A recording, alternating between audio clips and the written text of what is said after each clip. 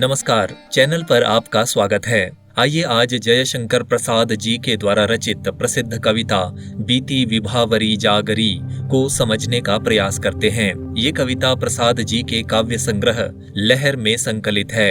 लहर का प्रकाशन सन 1933 में हुआ था। इस कविता में सुबह का एक दृश्य अंकित किया गया है।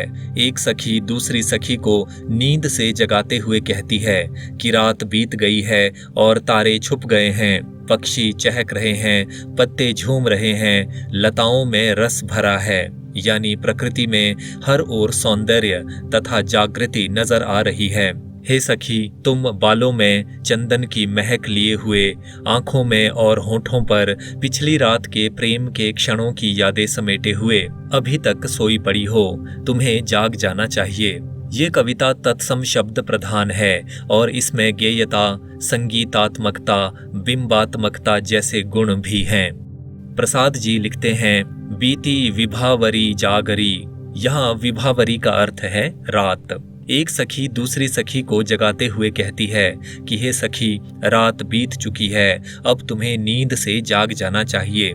इस पंक्ति से ये भाव भी ध्वनित होता है कि जो युवती सुबह के समय नींद में डूबी है वो संभवतः पिछली संध्या को या पिछली रात को अपने प्रियतम से मिलने गई थी, या फिर उसका पहला पहला प्रेम है और अपने प्रियतम की यादों में और प्रेम की कल्पनाओं में डूबकर वो रात्रि में देर से सोई है और शायद वो अपने सपनों में भी प्रियतम को देखती है और इसी कारण वो सुबह देरी से उठती है। उसे प्रकृति के सौंदर्य से ज्यादा प्रेम की स्मृतियां, कल्पनाएं, सपने और यादें अच्छी लगती हैं।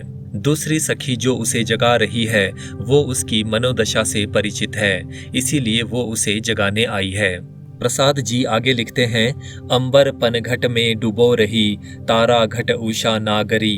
अंबर अर्थात आकाश, पनघट यानी पानी भरने का घाट या वो स्थान जहां से लोग पानी भर कर लाते हैं। घट अर्थात घड़ा, उषा अर्थात प्रातःकाल की देवी। सूर्योदय से पहले के समय को उषा काल कहा जाता है। नागरी अर्थात नगर में रहने वाली स्त्री। इसका अर्थ चतुर या होशियार स्त्री भी होता है। अंबर पनघट में डुबो रही, तारा घट उषा नागरी। युवती अपनी सोई हुई सखी से कहती है कि सुबह की देवी उषा रूपी चतुर स्त्री अपने तारे रूपी घड़े को आकाश रूपी पनघट में डुबो रही है। यानी जैसे कोई पनिहारिन अपने घड़े को कुएं या बावड़ी में डुबो कर पानी भरती है, वैसे ही सुबह की देवी तारों को आकाश में डुबो रही है। अर्थात सूर्योदय का समय हो गया है और तारे आकाश में छुप गए हैं, यानी रात का कोई चिन्ह बाकी नहीं बचा, इसलिए सोते रहने का भी कोई कारण बाकी नहीं बचा है। इसलिए हे सखी, तुम्हें जाग जाना चाहिए। इस पंक्ति में अंबर पनघट, तारा घट और उषा नागरी शब्दों में रूपक अलंकार है और इन पंक्तियों में दृश्य बिंब की भी योजना है। खगकुल कुल कुल सा बोल रहा, किस लय का अंचल डोल रहा। खग अर्थात पक्षी, कुल अर्थात समूह। खग कुल यानी पक्षियों का समूह। कुल कुल शब्दों का प्रयोग पक्षियों की चहचहाट के लिए किया गया है। किसलय अर्थात नया कोमल पत्ता। अंचल अर्थात कपड़े का छोर या सिरा। डोल रहा अर्थात हिल रहा या लहरा रहा।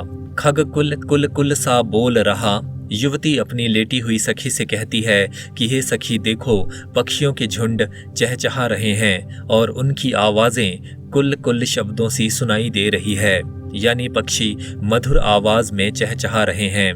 किसलय का अंचल डोल रहा, वो देखो नए पत्ते इस प्रकार हिल रहे हैं या फड़फड़ा रहे हैं जैसे किसी कपड़े का सिरा या छोर लहराता है।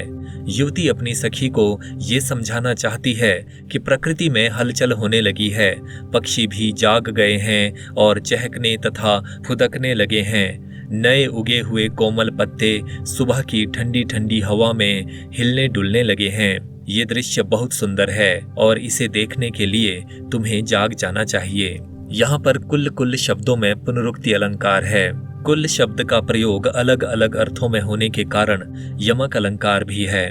किस लय का शब्दों में अनुप्रास अलंकार है। इन पंक्तियों में दृश्य बिंब और श्रव्य बिंब की भी योजना है। लो यह लतिका भी भर लाई, मधुमुकुल नवल रस गागरी। लतिका अर्थात छोटी लता या छोटी सी बेल, मधु अर्थात मीठा, मुकुल अर्थात कली, नवल अर्थात नया, गागरी अर्थात गगरी, घड़ा या मटकी। लो यह लतिका भी भर लाई, मधु मुकुल नवल रस गागरी। युवती अपनी सोई हुई सखी से कहती है कि हे सखी देखो, वो छोटी सी बेल भी नई कलियों के रूप में मानो मीठे रस के मटके भर कर ले आई है। यानी वसंत का समय है और हर ओर रस, रूप और सौंदर्य बिखरा हुआ है। ऐसे में छोटी छोटी लताओं पर भी नई नई कलियां खिल उठी हैं। ये कलियां ऐसी लग रही हैं मानो मीठे रस की छोटी छोटी गगरियां हों। युवती अपनी सखी को जगाकर ये प्राकृतिक सौंदर्य दिखाना चाहती है। यहाँ पर भी, भर और मधु मुकुल शब्दों में अनुप्रास अलंकार है। छोटी लता का मानवीकरण किया गया है और साथ साथ दृश्य बिंब की भी योजना है। अगली पंक्तियों में युवती इस ओर संकेत करती है कि जो सखी सोई पड़ी है वो रात में अपने प्रियतम से मिलकर आई है और उसके तन मन पर अभी भी रत जगह का असर है। प्रसाद जी लिखते हैं, अधरों में राग अमंद पिए, अलकों में मलयज बंद किए। अधरों में अर्थात होठों में, राग अर्थात विशेष प्रकार का गीत। राग का एक अर्थ प्रेम भी होता है। अमंद अर्थात प्रबल, तीव्र या बहुत तेज या मध्यम ना पड़ने वाला। अलकों में अर्थात लटों में, जुल्फों में या बालों में। मलयज का अर्थ है चंदन। अधरों में राग अमंद पिए। युवती सोई हुई सखी को संबोधित करके कहती है कि तुम्हारे होठों पर अभी भी फीके ना पड़ने वाले या बहुत प्रबल प्रेम या प्रेम गीत की छाप अथवा झलक नजर आ रही है।